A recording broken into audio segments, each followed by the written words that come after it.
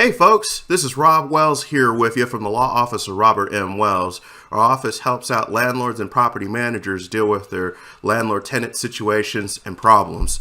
In this video, we're going to talk about whether or not material breaches of terms of the lease, of your lease or rental agreement are considered just cause to terminate a tenancy under the Tenant Protection Act. Before I begin though, landlords, property managers, if you're dealing with a situation where your tenant is violating a material term of their lease agreement, or you're having any other landlord-tenant situation or problem, please feel free to reach out to us below. Now, let's begin.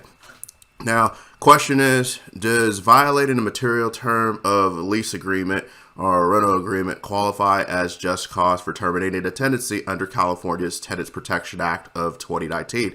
The answer is absolutely. There is a few conditions that the Tenant Protection Act adds to terminating a tenancy for this type of reason, particularly for what we call in the legal in the landlord business as curable violations.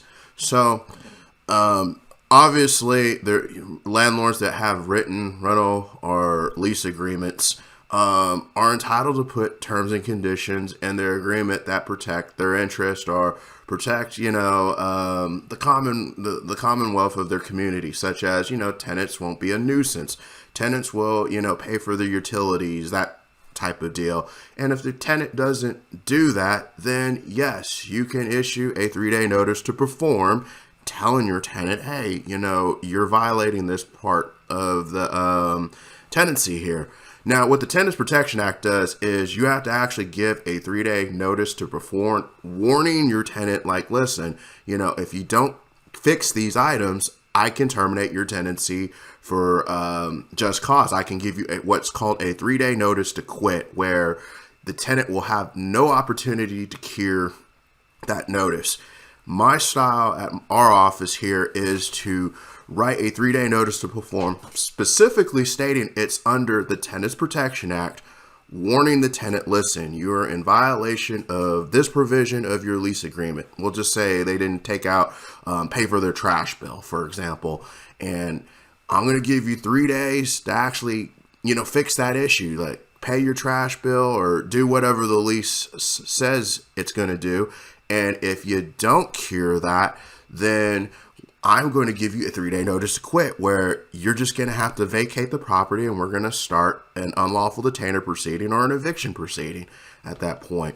So most lease violations that we see are curable. So you're going to have to give at least 2 3-day notices to perform.